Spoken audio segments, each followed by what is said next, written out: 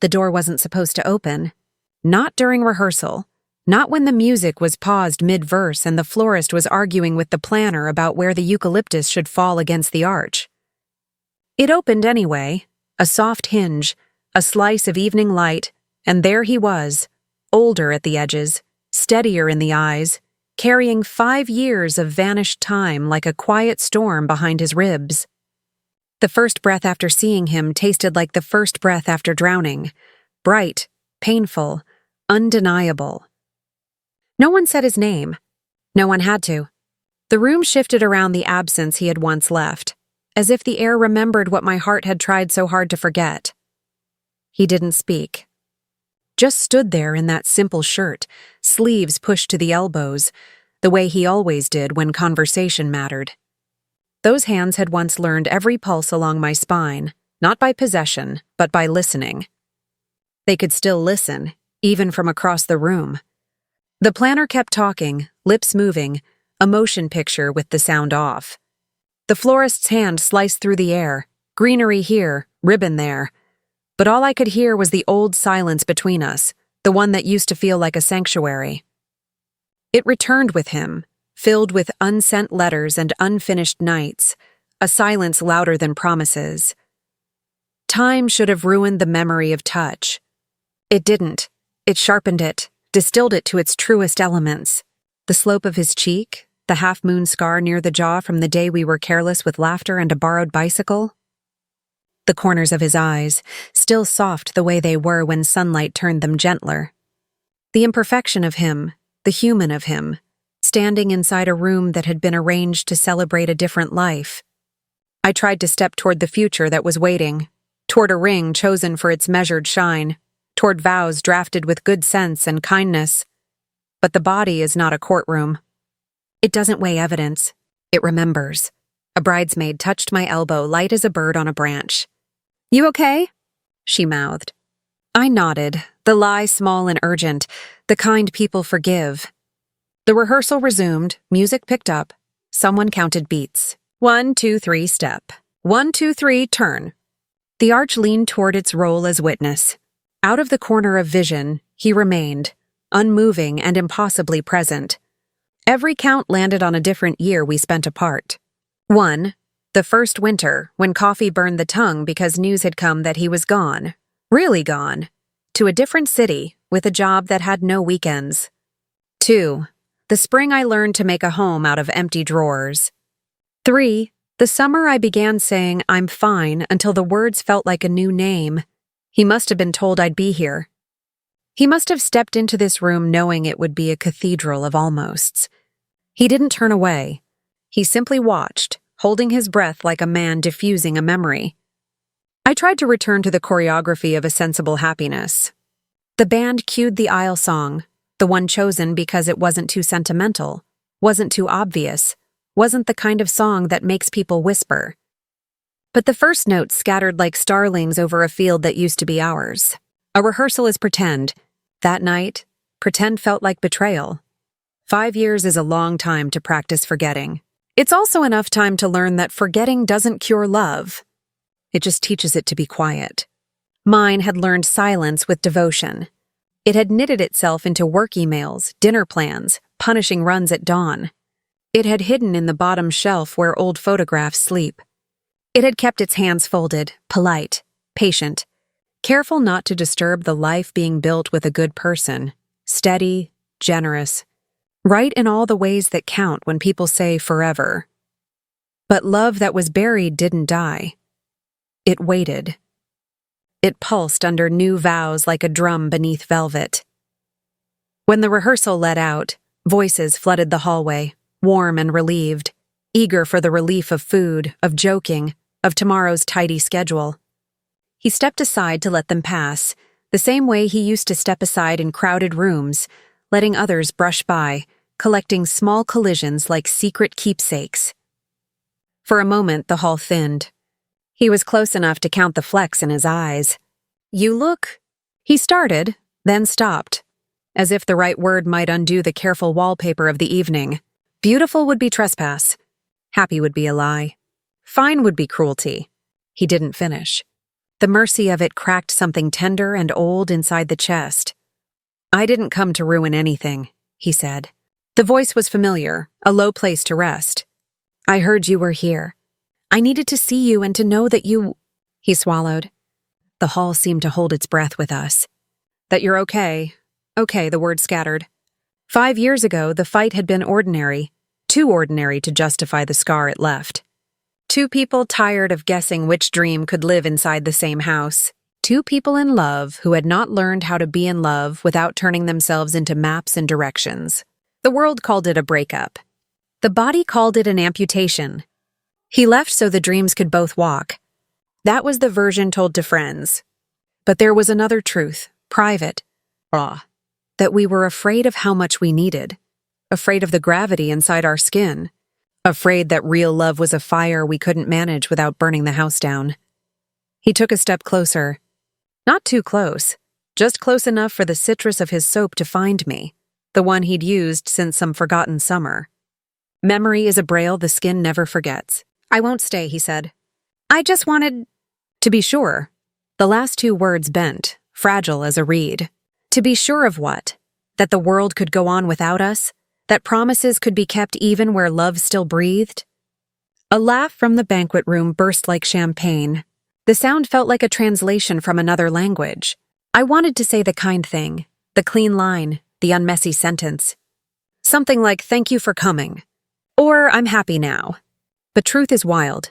It does not fit into the mouth without biting. "I don't know how to be okay with you standing here," slipped out instead, naked and trembling. His eyes shone with the trouble he had not come to cause. "I know," he said softly. "Me either." For a moment, we stood like the old versions of ourselves, two people on the same side of a too big world, moving together without touching. The ache in that space was holy. In it, every late night returned, each window we stood by, the way city lights had once stitched a path across our quiet. In it, the good person waiting for me tomorrow existed too, deserving of every petition for honesty, every favor I had ever asked of fate. And still, underneath every careful thought, the body kept its own time, the unfinished pulse, stubborn and true, tapping at the door like rain that knows the house by heart. He exhaled. A surrender so gentle it could have been a prayer. "I'm leaving in the morning," he said, almost smiling. "Different country. The job I told you I wanted back then, it finally happened." Pride rose uninvited, a warm tide. Of course it did. He had been building that horizon for years. "Congratulations," I managed, the word softer than I meant, tender as a kiss to the forehead. The tiny smile changed shape, some grief relieved by my blessing. We both knew what could happen if we asked the wrong question. "Are you happy? Do you still? Will we ever each want a match near dry grass?" He didn't strike any of them. Neither did I. Instead, he glanced at the doorway that led back to my rehearsal, and something in his posture made a place for my life to keep standing. Love can be selfish. It can also be brave enough to step aside. "You deserve something steady," he said. "Something that doesn't ask you to be split in two." The honesty of it made my throat ache. We had always been good at honesty when our hands were empty. When our hands were full, we'd lied to protect the parts of us that couldn't bear the weight of choice. Tonight, the hands stayed empty. He reached into his pocket, not for a talisman, not for one last token, just for breath. "I wanted to say goodbye properly," he said, not with slammed doors and half words. I wanted to say it where it could land gently. The grace in that sentence will follow me for years. Silence rose again, forgiving and complete. The body remembered, but the body also learned. Love didn't fade, it waited. Sometimes waiting meant stepping forward. Sometimes it meant letting the other person walk into a future that did not have a place for you. He looked at me the way he had that winter night long ago, when snow lit the street gold, and we pressed our foreheads together to keep from shivering, not from cold, but from the size of what we felt. The memory pressed back, tender and alive. Then he nodded, simple as a closing door, and turned. The hall swallowed him carefully, as if the building understood that some departures deserve soft edges. I stood still, listening for the world to start again. From the rehearsal room, the music rose, hesitant, then sure. Someone called for me. Tomorrow waited with its shining ring, and its good man and its vows written in a handwriting that had grown steadier year by year.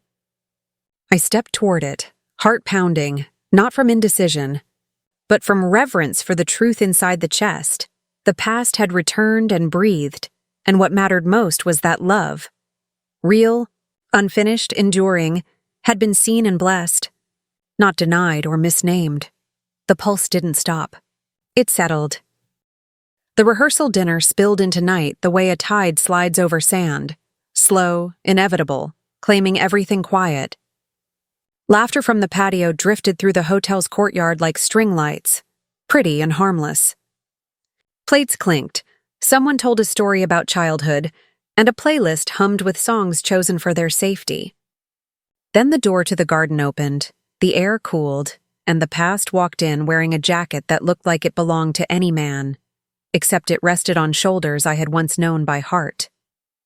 5 years apart had turned us into parallel lives that weren't supposed to meet. And still, there he was, the look in his eyes splitting the evening in two. The body responded before sense could speak. Heat rose to the throat like truth refusing to be swallowed. The pulse hit the wrist with the old pattern, that private drum he once tapped out with his fingers while pretending to read. One glance, a tiny shift in gravity, and the floor wasn't where it used to be.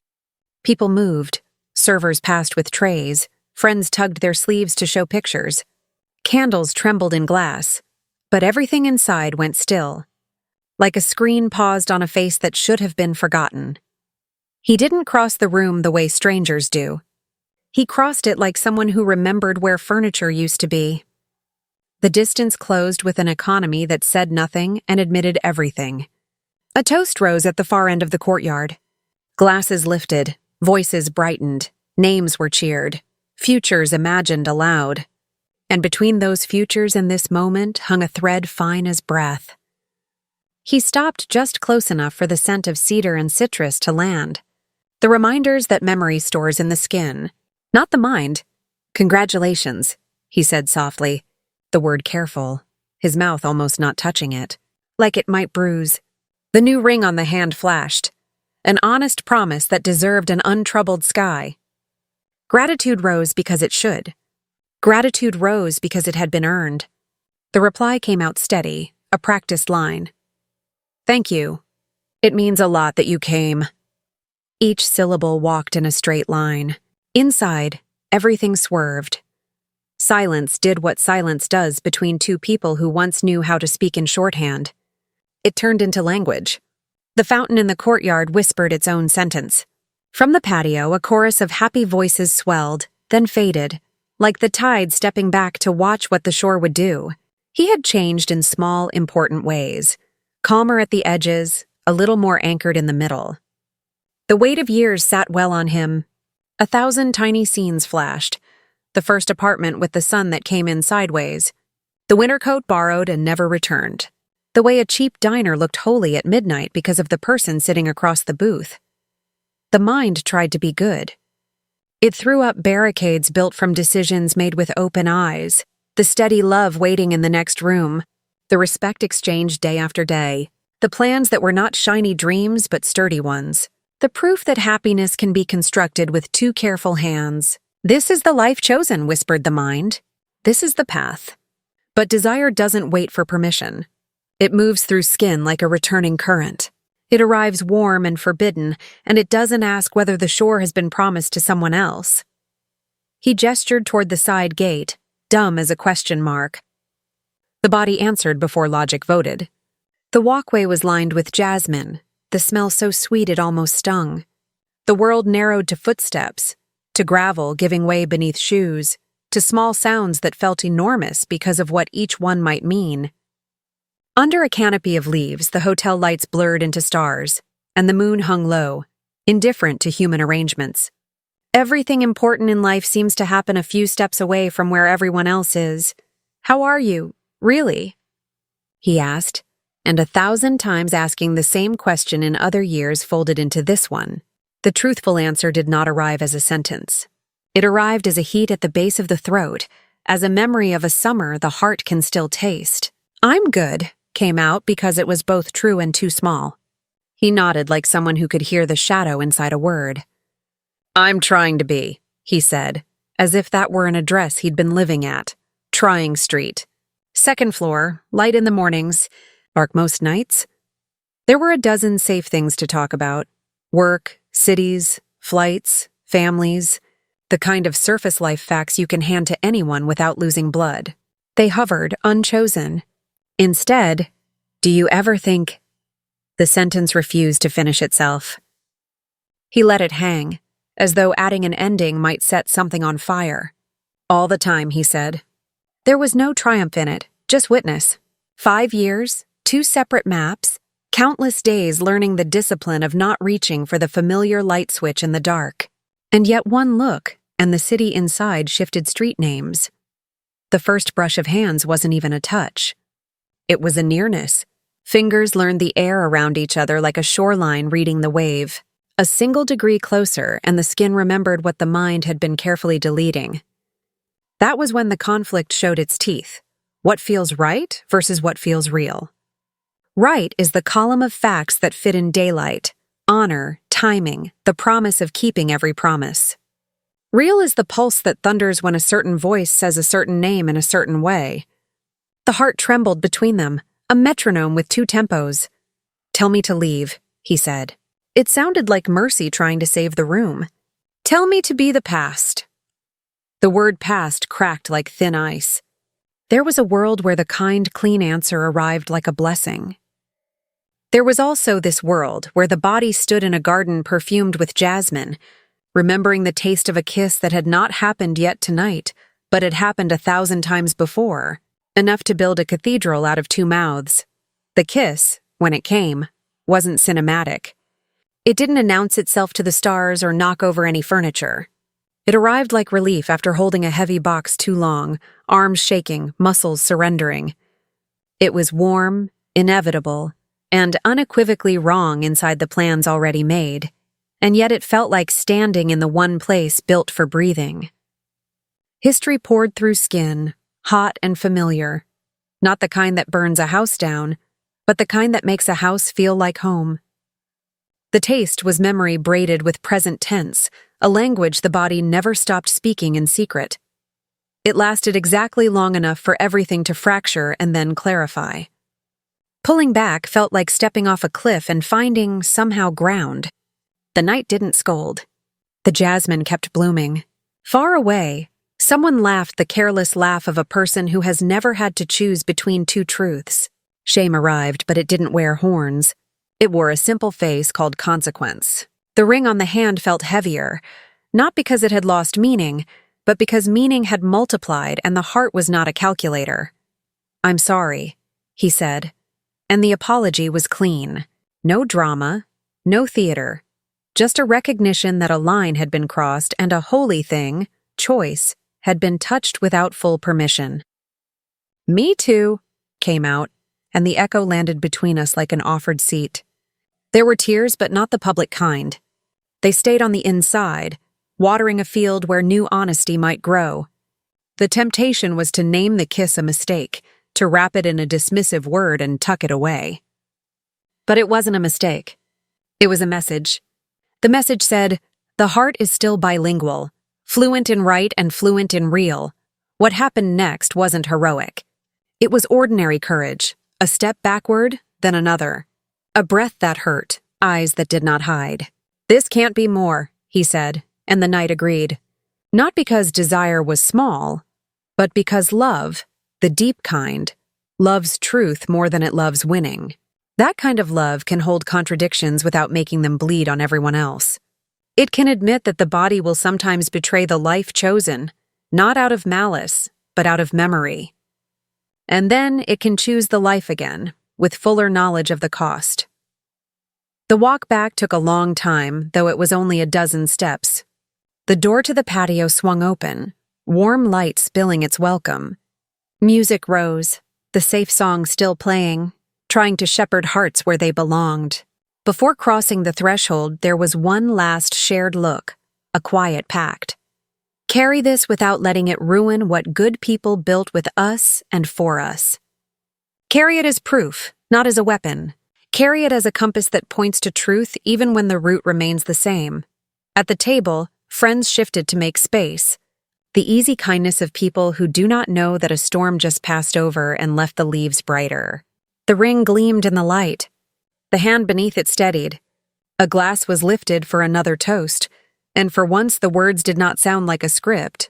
They sounded like a vow made with eyes wide open. The future waited, unaltered in its shape, altered in its depth. And somewhere outside, jasmine kept unfolding into the dark, reminding the night that some things bloom even when they are not invited, and the heart, trembling, stubborn, learns to tell the truth and still walk forward. The engagement ring caught the light as if it knew how to behave in front of people. Every time it flashed, it silenced something small and wild inside. It looked right, the way truth is supposed to look, clean, certain, and chosen. But truth can be surface. Beneath the glitter, something older was moving, quiet and slow, like heat under coals. The eyes across the room had found it, the same eyes that once learned every line of laughter and every sigh that escaped in half-sleep. The distance between those eyes and the ring on the finger was only a few steps, but the space felt like a lifetime folded in half. He stood near the window, backlit by the evening, looking exactly the way memory said he would, only quieter. Years had aged him in ways that made the heart ache with pride more than surprise. He was still the only one who looked at silence as if it were a language worth speaking. The room filled with voices, friends, congratulations, small talk fluttering like confetti, but all of it blurred into static. There was only that look, the one that reached straight past the dress, the setting, the polite laughter, and found the part of the soul that hadn't learned to forget. The first time those eyes had met mine was nothing special.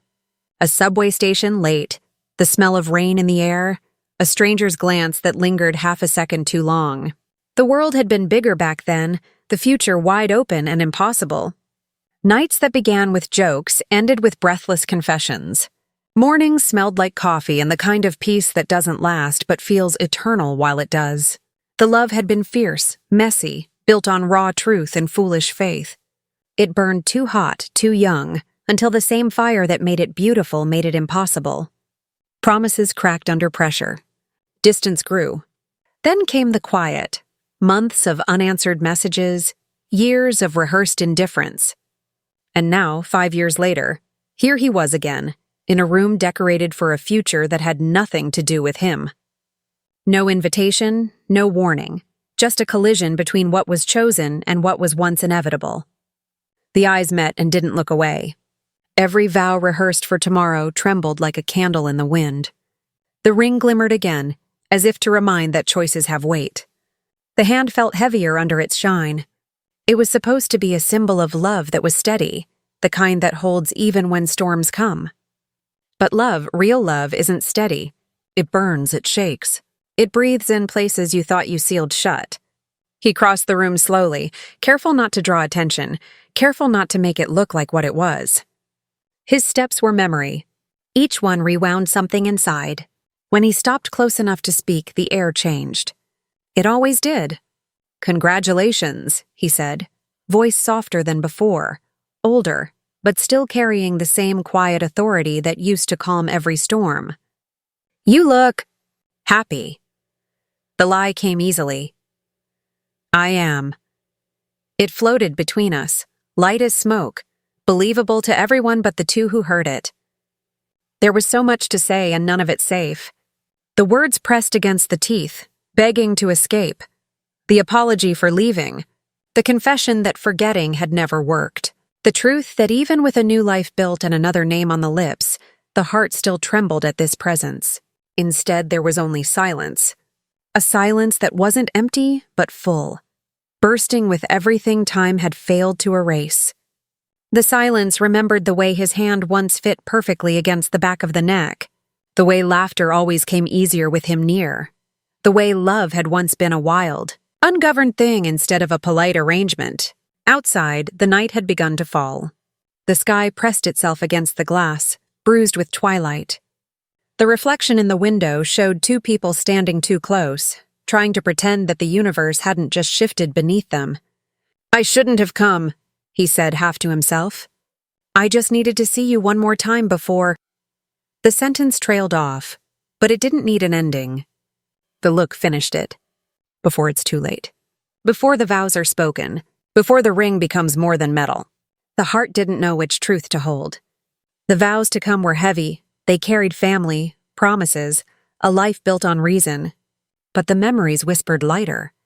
They reminded that love, real love, isn't always the kind you can explain.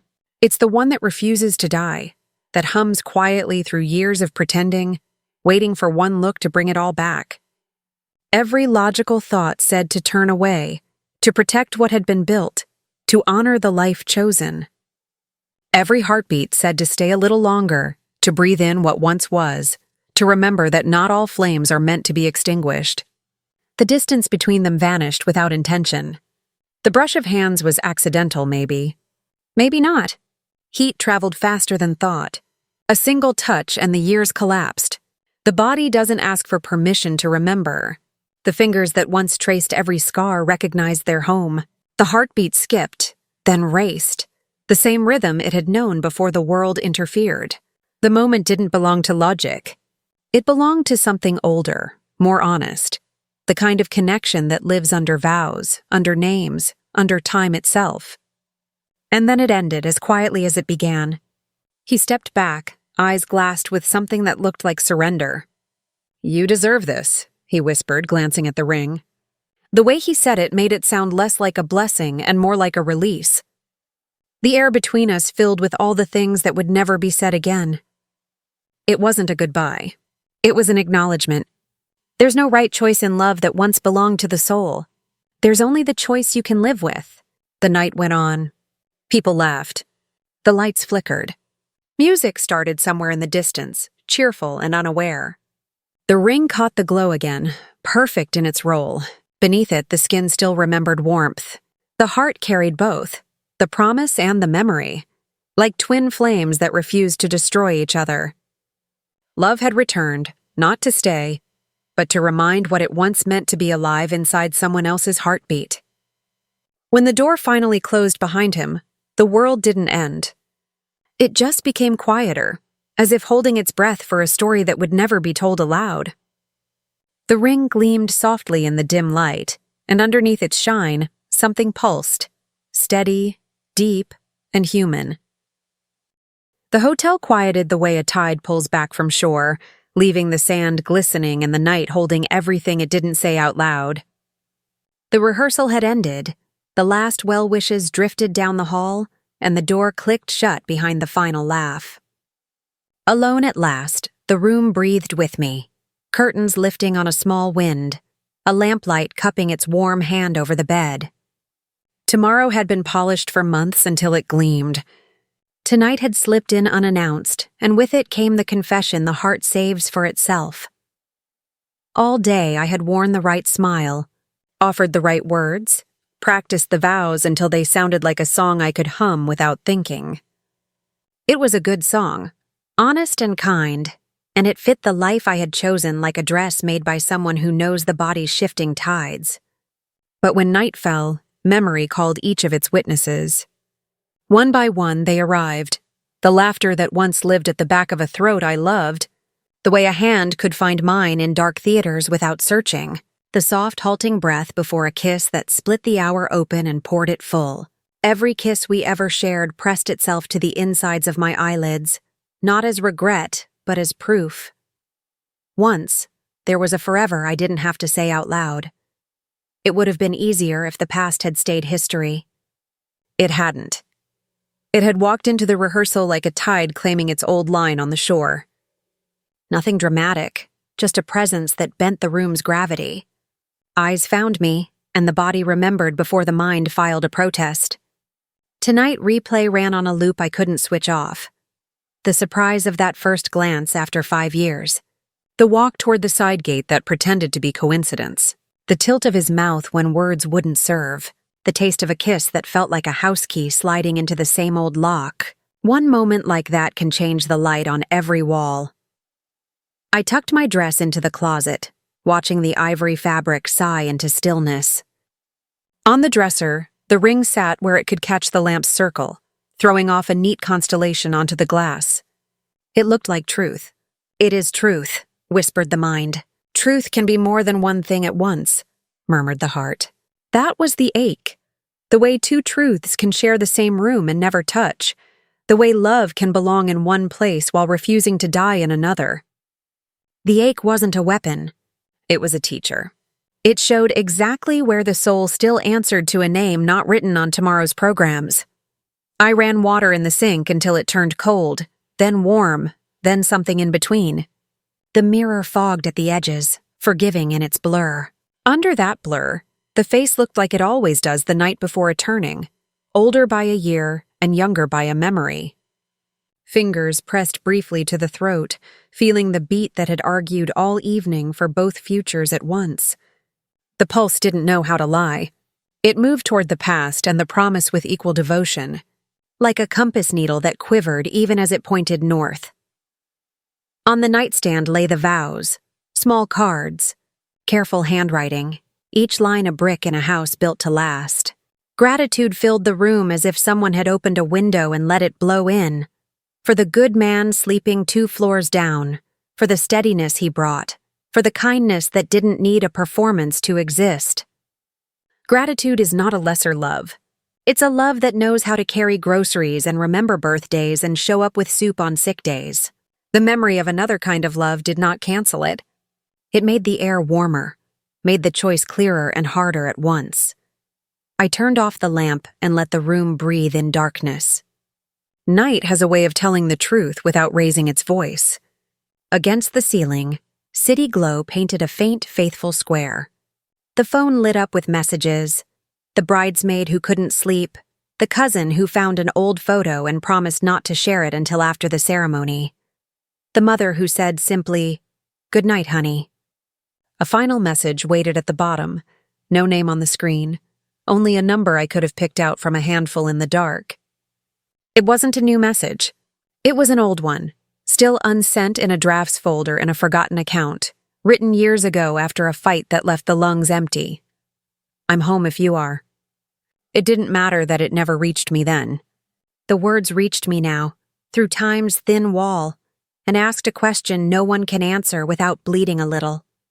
The confession that arrived wasn't theatrical. It took its shoes off at the door and spoke quietly. It said, "This love never stopped living, even when the house it was given went to someone else." It curled up in an attic corner and learned to sleep, surviving on fragments of scent and the relief of dreams. When it heard familiar footsteps again, it woke. It did not ask to replace. It asked to be named. It asked to be respected the way one respects a canyon carved by water, by acknowledging what shaped the rock. I let the confession sit on the bed beside me. It didn't ask for decisions. It asked for honesty. Honesty with the heart that had waited the longest. Honesty with the man who gave me a ring because he believed in what we were building. Honesty with the boy we were once, who turned into a man who could look at me in a room full of hope and still love me enough not to take. Memory pulled up a chair, and the present didn't move away. They stared at each other. The room felt larger for making space. Sleep came in waves and left me washed on a shoreline of scenes I could feel on my skin. Not even the tender ones were free of consequence. In dreams, lips touched without hurting anyone. Rooms had no doors. Every goodbye softened before it broke. Waking made everything sharper. The pillow smelled like my own hair, and the hint of perfume from hands that had brushed my cheek earlier with good luck. Morning would come. Morning always comes. But this hour, the hour that barely belongs to night anymore and not yet today, held the most fragile version of truth. Whatever tomorrow asked of me, the heart had already confessed. It wasn't a scandal. It was a blessing that required discipline.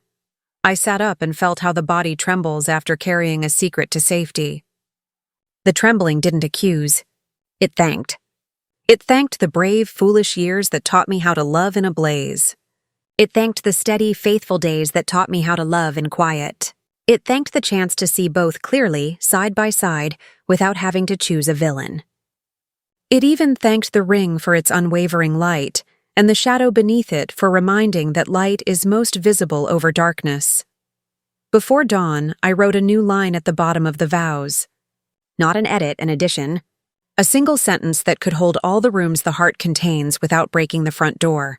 I will tell the truth, even when the truth is tenderness I cannot keep.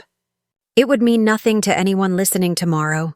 It would mean everything to the person saying it. Somewhere a siren threaded its thin red line through the city. Somewhere, a delivery truck whispered to a curb. Somewhere, 2 floors down, a good man turned in sleep, trusting morning to do its work.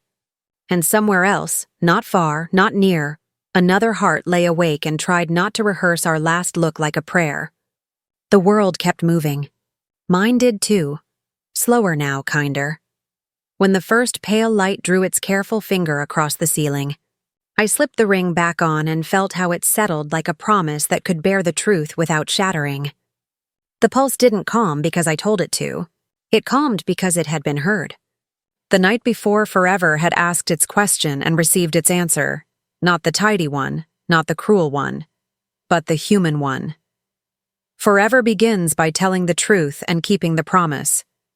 If this story touched something inside you, don't let it end here.